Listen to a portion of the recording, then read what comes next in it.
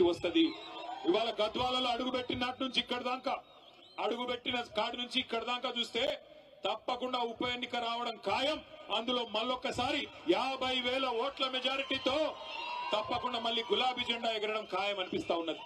ఒక్క మాట దయచేసి మీరు ఆలోచించాలని చెప్పి కూడా నేను కోరుతా ఉన్నా. 22 నెలలు అయిపోయింది. ఇంకొక నెల 15 రోజులు అయిపోతే 2 ఏళ్లు నిండిపోతుంది. ఏం చేసింది కాంగ్రెస్ ప్రభుత్వం? ఎవరికి సాయం చేసింది? ఇక్కడికి వస్తుంటే ఎమ్మెల్యే ఆలంపూర్ తమ్ముడు విజయుడు చెప్తా ఉన్నాడు, అన్నా మళ్ళీ లో వోల్టేజ్ సమస్య వచ్చింది, మళ్ళా మోటార్లు కాలుతా ఉన్నాయి, మళ్ళా రైతులు గోసపడతా ఉన్నారు, బాధపడతా ఉన్నారన్న అని చెప్తా ఉన్నాడు. అట్లాగే సీడ్ కంపెనీల విషయంలో చెప్తా ఉన్నారు, సీడ్ కంపెనీలు ఇదివరకు ఇచ్చినట్టు ఇవ్వట్లేదు, బాగా ఇబ్బంది పెడుతున్నాయి, వాళ్ళ కాడ కూడా ఇబ్బందికరమైన పరిస్థితులు ఉన్నాయని చెప్పి ఆ సీడ్ కంపెనీ రైతులు చెప్తా ఉన్నారు. తమ్ముడు మన కొంత పోరాటం కూడా చేసినాడు సీడ్ కంపెనీల మీద. ఒక్కటంటే ఒక్కటి సంక్షేమ పథకం గాని, ఒక్కటంటే ఒక్కటి అభివృద్ధి పథకం గాని ఇవాళ దొరికే పరిస్థితి లేదు. ఏమన్నంటే ముఖ్యమంత్రి ఒక్కటే నేర్చుకున్నాడు, పచ్చి అబద్దాలు చెప్పడం, ఆ అబద్దాల మీదనే 2 ఏళ్లు టైం పాస్ చేయడం. మీరు గమనించండి, కరోనా వచ్చింది కేసీఆర్ గారు ముఖ్యమంత్రిగా ఉన్నప్పుడు. కరోనా వస్తే మనం ఎవరం కూడా అనుకోవాలా జీవితంలో ఇట్లాంటి ఒక రోజు వస్తుందని. మూతికి బట్టగట్టుకొని ఎవరి ఇంట్లో వాళ్ళే గొల్లెం పెట్టుకుని ఇంట్లో కూర్చున్నాం.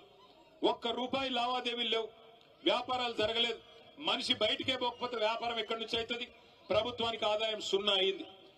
కరోనా వచ్చినప్పుడు కేసీఆర్ గారి ప్రభుత్వంలో ఆదాయం 0 అయినా రైతు బంధు ఆగిందా?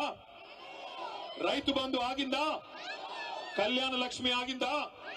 పెద్ద మనుషులకు పెన్షన్లు ఆగినాయా? కేసీఆర్ కిట్లు ఆగినాయా? బతుకమ్మ చీరలాగినాయా? ఏవి ఆగలేదు.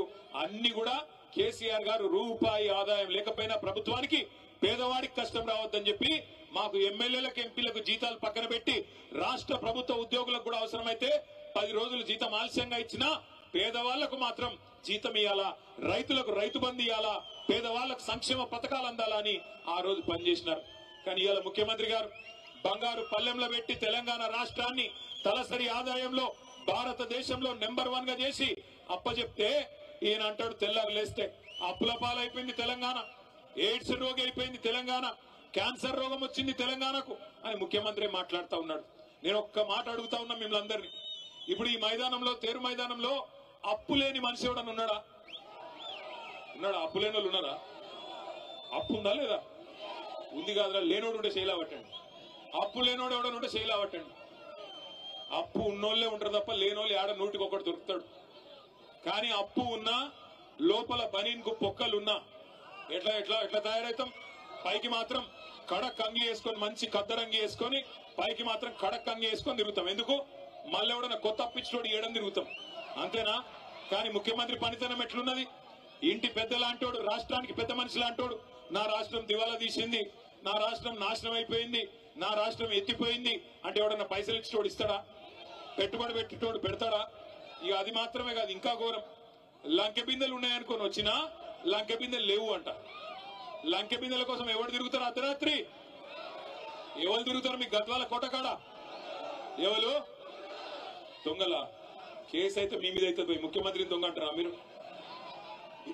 లంకె బిందెల కోసం ఎవడన్నా తిరుగుతాడా? నాకు అర్థం కాదు. అవి ఉంటాయనుకొని సెక్రటేరియట్కి వచ్చినాడంటే ఈ మనిషి.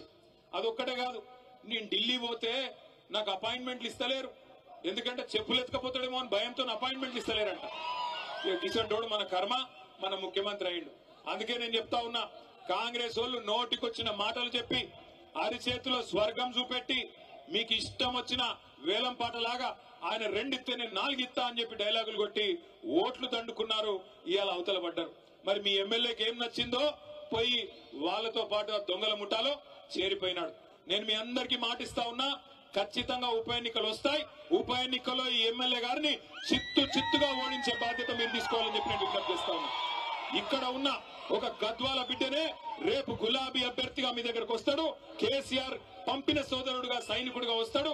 గెలిపించాలని చెప్పి నేను కోరుతా ఉన్నా. గెలిపిస్తారా లేదా? పక్కా గెలిపిస్తారా? అప్పటిదాకా పోరాటం ఆగొద్దు.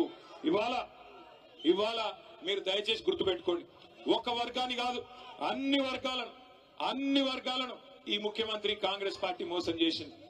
దళితులకు చెప్పినారు, కేసీఆర్ గారు దళిత బంధు అనే పథకం తెస్తే ఆయన ఇచ్చేది 10 లక్షలు, మమ్మల్ని గెలిపించండి 12 లక్షలు ఇస్తామన్నారు. ఒక్కళ్ళకన్నా వచ్చిందా 12 లక్షలు? అంబేద్కర్ అభయహస్తం అన్నారు, వచ్చిందా? అభయహస్తం శూన్యహస్తం అయింది.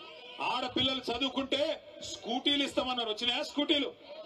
స్కూటీలు లేవు కానీ లూటీ మాత్రం బ్రహ్మాండంగా చేస్తున్నాడు ముఖ్యమంత్రి. అట్లాగే 2 లక్షల ఉద్యోగాలు ఇస్తామన్నారు మా తమ్ముళ్ళకి. 2 లక్షల ఉద్యోగాలు ఏం చెప్పినారు ఆ రోజు? 2 ఉద్యోగాలు ఊడగొట్టండి, 2 ఉద్యోగాలు ఊడగొట్టండి, కేసీఆర్ది కేటీఆర్ది, మేము మీకు 2 లక్షల ఉద్యోగాలు మొదటి సంవత్సరంలోనే ఇస్తామన్నారు. ఎన్ని ఉద్యోగాలు ఇచ్చినారు? ఇప్పటికీ 10,000 కంటే తక్కువ ఉద్యోగాలు ఇచ్చి కేసీఆర్ ప్రభుత్వంలో ఇచ్చిన నోటిఫికేషన్లకు మేమిచ్చినామని చెప్పుకోనికే సిగ్గు కూడా లేదు.